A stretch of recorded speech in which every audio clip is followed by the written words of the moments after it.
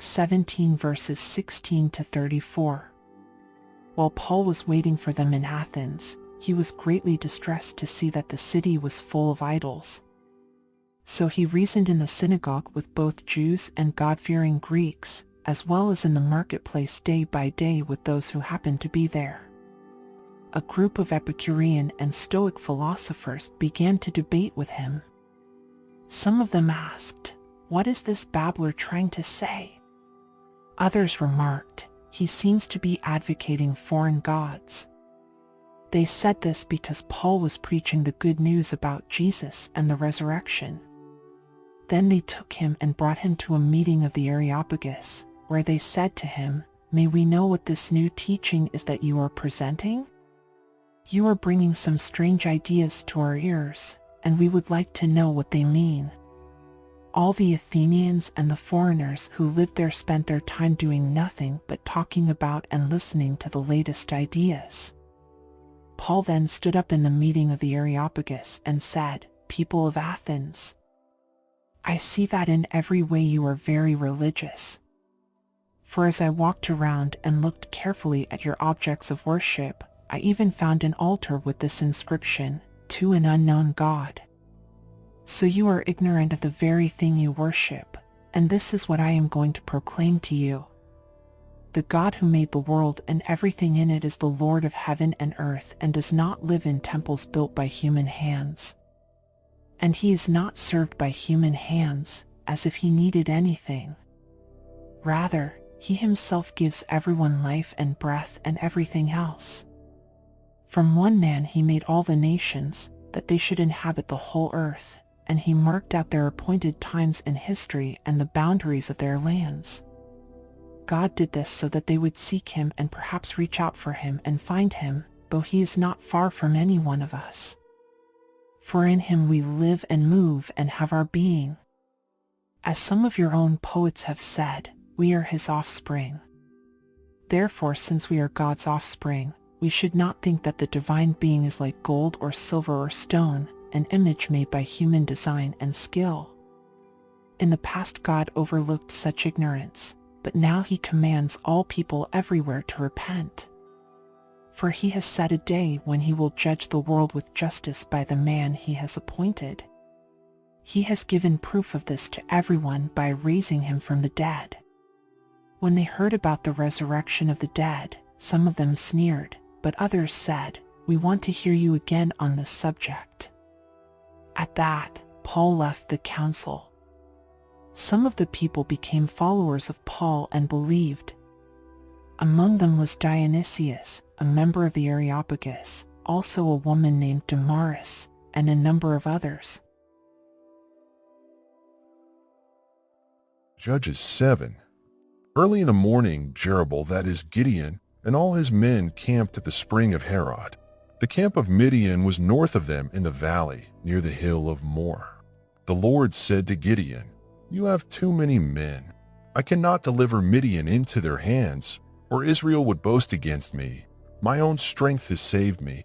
Now announce to the army, anyone who trembles with fear may turn back and leave Mount Gilead." So 22,000 men left, while 10,000 remained. But the Lord said to Gideon, "There are still too many men. Take them down to the water, and I will thin them out for you there. If I say, 'This one shall go with you,' he shall go. But if I say, 'This one shall not go with you,' he shall not go." So Gideon took the men down to the water. There the Lord told him, "Separate those who lap the water with their tongues as a dog laps from those who kneel down to drink." 300 of them drank from cupped hands, lapping like dogs. All the rest got down on their knees to drink. The Lord said to Gideon, "With the 300 men that lapped I will save you and give the Midianites into your hands. Let all the others go home." So Gideon sent the rest of the Israelites home, but kept the 300, who took over the provisions and trumpets of the others. Now the camp of Midian lay below him in the valley. During that night the Lord said to Gideon, "Get up, go down against the camp, because I'm going to give it into your hands. If you are afraid to attack, go down to the camp with your servant Purah, and listen to what they are saying. Afterward, you will be encouraged to attack the camp. So he and Purah his servant went down to the outposts of the camp.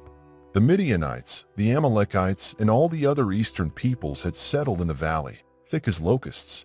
Their camels could no more be counted than the sand on the seashore. Gideon arrived just as a man was telling a friend his dream. "I had a dream," he was saying. A round loaf of barley bread came tumbling into the Midianite camp. It struck the tent with such force that the tent overturned and collapsed. His friend responded, "This can be nothing other than the sword of Gideon, son of Joash the Israelite. God has given the Midianites and the whole camp into his hands." When Gideon heard the dream and its interpretation, he bowed down and worshipped. He returned to the camp of Israel and called out, "Get up. The Lord has given the Midianite camp into your hands." Dividing the 300 men into 3 companies, he placed trumpets and empty jars in the hands of all of them, with torches inside. "Watch me," he told them. "Follow my lead. When I get to the edge of the camp, do exactly as I do. When I and all who are with me blow our trumpets, then from all around the camp blow yours and shout, 'For the Lord and for Gideon.'" Gideon and the 100 men with him reached the edge of the camp at the beginning of the middle watch, just after they had changed the guard. They blew their trumpets and broke the jars that were in their hands. The 3 companies blew the trumpets and smashed the jars.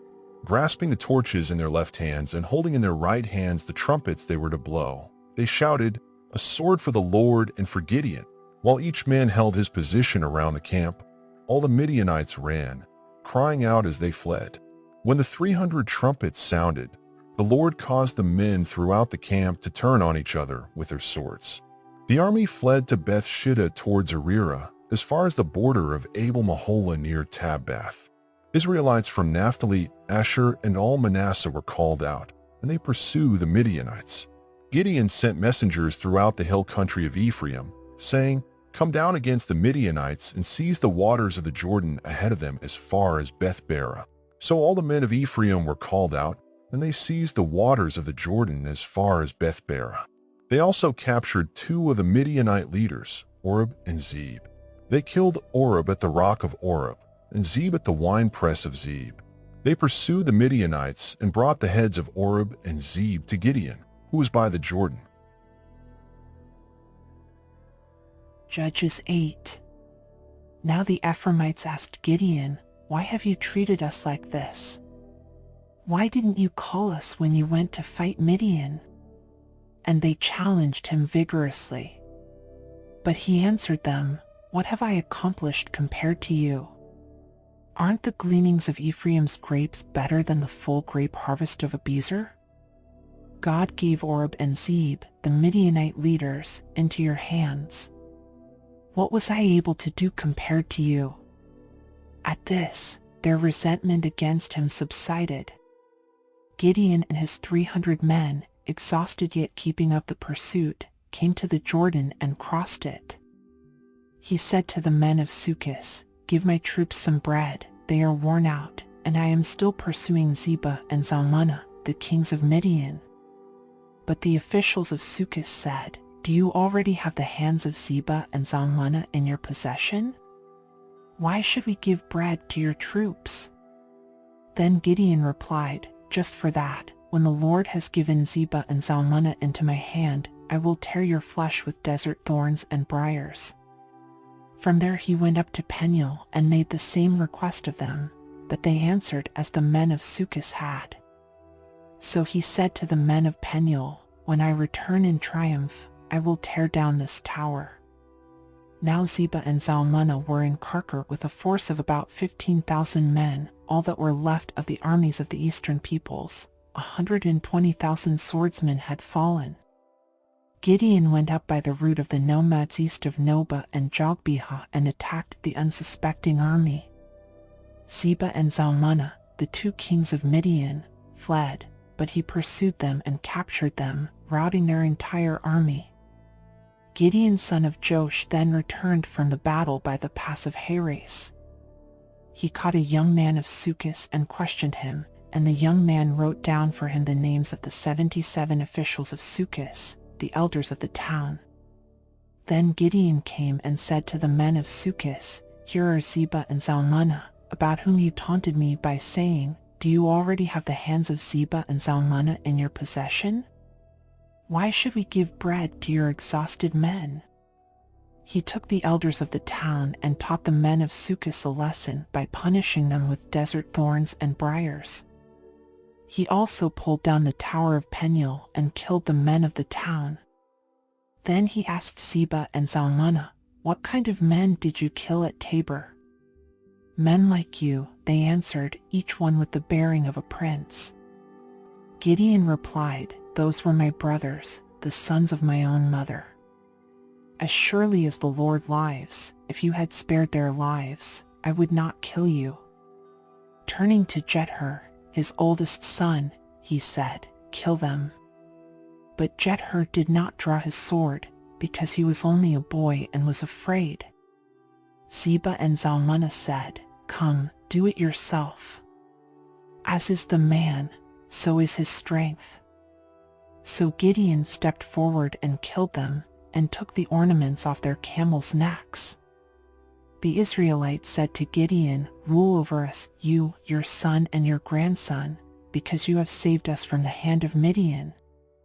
But Gideon told them, 'I will not rule over you, nor will my son rule over you. The Lord will rule over you.' And he said, 'I do have one request, that each of you give me an earring from your share of the plunder.' It was the custom of the Ishmaelites to wear gold earrings. They answered, 'We'll be glad to give them.' So they spread out a garment, and each of them threw a ring from his plunder onto it. The weight of the gold rings he asked for came to 1,700 shekels, not counting the ornaments, the pendants and the purple garments worn by the kings of Midian or the chains that were on their camels' necks. Gideon made the gold into an ephod, which he placed in Ophrah, his town. All Israel prostituted themselves by worshipping it there, and it became a snare to Gideon and his family. Thus Midian was subdued before the Israelites and did not raise its head again. During Gideon's lifetime, the land had peace 40 years. Jerubbaal son of Joash went back home to live. He had 70 sons of his own, for he had many wives. His concubine, who lived in Shechem, also bore him a son, whom he named Abimelech. Gideon son of Joash died at a good old age and was buried in the tomb of his father Joash in Ophrah of the Abiezrites. No sooner had Gideon died than the Israelites again prostituted themselves to the Baals. They set up Baal-berith as their god, and did not remember the Lord their God, who had rescued them from the hands of all their enemies on every side. They also failed to show any loyalty to the family of Jerubbaal, that is, Gideon, in spite of all the good things he had done for them. Job 37. At this my heart pounds and leaps from its place. Listen, listen to the roar of his voice, to the rumbling that comes from his mouth. He unleashes his lightning beneath the whole heaven and sends it to the ends of the earth. After that comes the sound of his roar. He thunders with his majestic voice. When his voice resounds, he holds nothing back. God's voice thunders in marvelous ways. He does great things beyond our understanding. He says to the snow, "Fall on earth," and to the rain shower, "Be a mighty downpour," so that everyone he has made may know his work. He stops all people from their labor. The animals take cover. They remain in their dens. The tempest comes out from its chamber, the cold from the driving winds. The breath of God produces ice, and the broad waters become frozen. He loads the clouds with moisture.